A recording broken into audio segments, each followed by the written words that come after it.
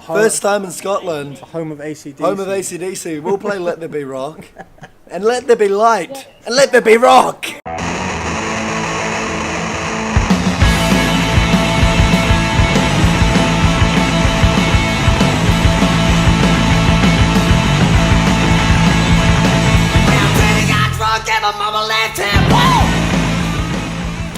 Hi there, I'm Paul Cavemen, the singer in the Cavemen.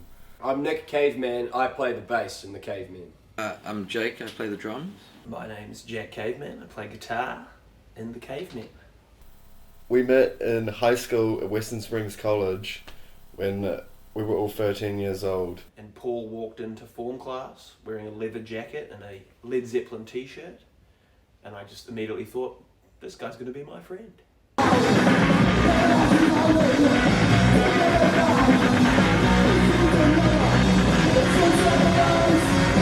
We started out playing covers of New Zealand punk bands like the Scavengers and the Suburban Reptiles, and also things by like the Ramones and the Sex Pistols, because we were too stupid to play like Led Zeppelin or Black Sabbath. My job was just to hold down the broken overdrive button on the music room amp.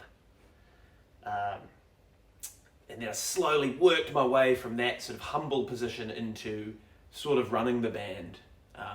Sort of stole it off the other guys, you know. Our initial goal when we started the band was basically just to make the music that we wanted to hear, because all the bands around us were really weak, pathetic, like indie rock or like barbecue reggae.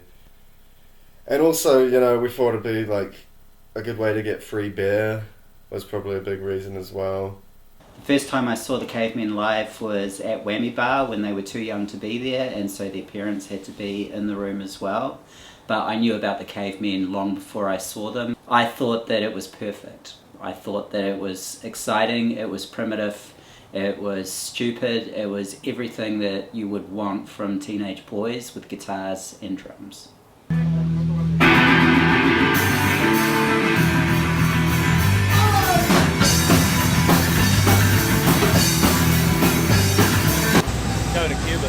These are our last minutes of freedom in the Western world before the next 30 years in a small prison cell.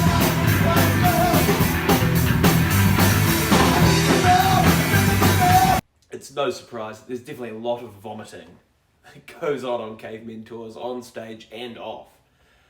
But yeah, I think one time Paul was feeling a bit worse for wear, and he got about halfway through the first verse and just sort of upchucked some puke onto the first row. It was pretty classic. I think I even had to sort of fill in on vocals for that first song for him. Well, my leather jacket got stolen off of the stage in Cuba. It was a good night, up until I realised when I went back on stage to get my clothing, my jacket was missing, which had my phone, bank card and passport in it. I've left my passport behind at least 4 times on tour. Usually in Amsterdam, so people have a theory that I do it on purpose so I can stay in Amsterdam. But I didn't want to be in Cuba alone, so I don't think,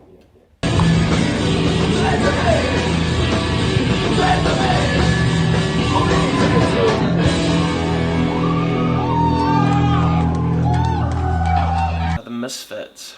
That was a pretty terrible show, if I'm honest. Oh, Jerry Only was a creep, basically. Their roadies were like massive jocks. They wouldn't let us use any of their gear. They kind of just like bullied us. I thought I'd be starstruck, like meeting that dude, but I kind of wasn't. He was just kind of a bit weird. The Misfits were just sort of complete dicks.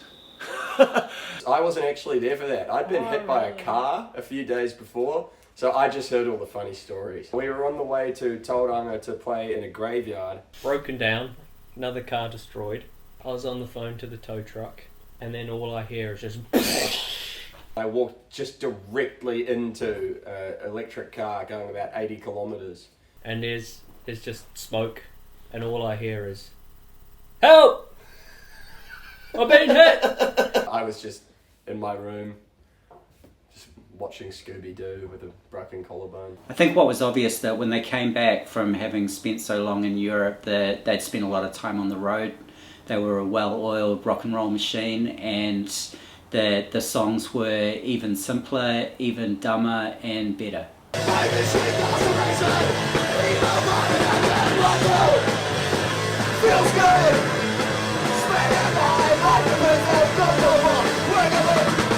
If you have music that appeals to a pretty wide audience, it allows you to travel around, do things, and have just the whole adventure of being what being in a rock and roll band or a punk band means. With touring all these places, we've just got all these friends around the world that love the same music as us and having a good time.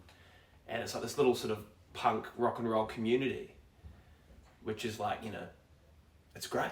We're not just going there and looking at the temple ruins, we're going on hikes, we're going and we're meeting the local musicians, hearing the local music, and just getting straight into something that's really important to that place. The thing about a band that can deliver live is that they will always have an audience, and so that after any fashion or hype stops, they will still be able to catch the mustard and be able to find an audience anywhere in Europe in particular, but also as has proven out in the South American countries, and being one of the first bands that I know of that have been through Southeast Asia as well is really exciting. Would I consider myself a punk? No, and I don't really even like to use the word punk. I guess I am. Yeah, I guess so, at heart. It's getting harder and harder.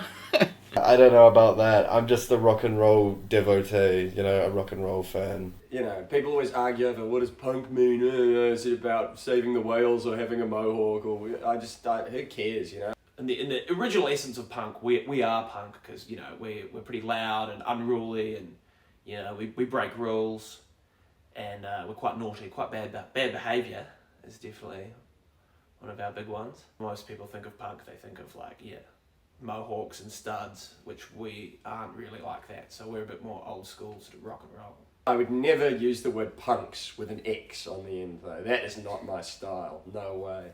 The Cavemen it's about, like, you know, kind of being a little bit offensive and pushing people's buttons, but also like having fun and having a laugh while we do it. So we have a song called Rides with the Reich, which is actually an anti-Nazi song. If you listen to the lyrics, it's about a Nazi biker stealing your girlfriend, and you're pissed off with them. But a lot of people, you know, they see the title or hear the chorus, and they just, you know, they think, oh, so these guys are Nazis. She said, I don't wanna kiss you, I'm in love with Adolf Hitler. I'm gonna miss her, she left me for Adolf Hitler. Yeah, she rides with the right. We played a gig in Switzerland, and there was a very angry sound engineer who was very, very upset with us. And, you know, you try to explain it, but people just, they don't get it. So, you know, there's always that risk of, people getting upset and cancelling you, I suppose, but we'll cross that bridge when we come to it. The thing about the Cavemen is that they're smart people playing dumb music, and that's what works. If mental illness and substance abuse doesn't get us, We're going to test the limits of human consumption and carousing when we get back out on the road. Hey, Jack.